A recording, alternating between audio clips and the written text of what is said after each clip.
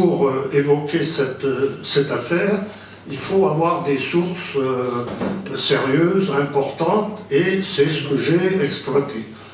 Aux archives départementales à Quimper, on trouve, non pas sous le vocable soulèvement de 93 ou bataille de Kerguédu, mais surtout dans la correspondance que les administrateurs du district ou du département échangeaient, parce que cette période révolutionnaire, elle a ceci d'extraordinaire, c'est que les gens écrivent beaucoup. Le gouvernement décide la levée de 300 000 hommes.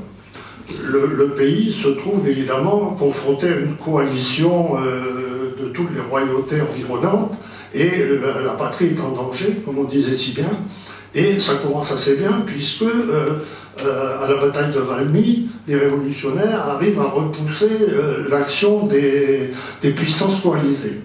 Mais ce succès est aussi un énorme déchet, parce que fiers d'avoir gagné, tous les soldats s'en vont, et tout d'un coup l'armée est complètement déstabilisée, il n'y a plus de soldats, et la menace se précise évidemment.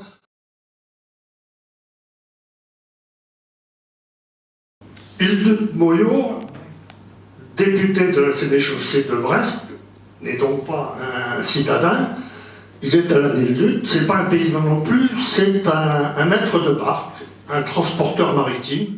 Il était échevin dans la municipalité de Saint-Paul-de-Léon, il a donc une pratique politique déjà. Le maire de l'époque, d'ailleurs, quand il était échevin, va être guillotiné. Il est avocat également et capitaine des brigades garde-côte. Guy Le Guen de Carangal, il est maire de Landivisiau. Il est issu d'une famille très riche, les Jules Odette, que l'on connaît comme étant des grands marchands toiliers ou des gens qui commerçaient le cuir et les peaux. Ceci étant dit, on arrive donc au décret de 93 et aux émeutes qui s'en suivent.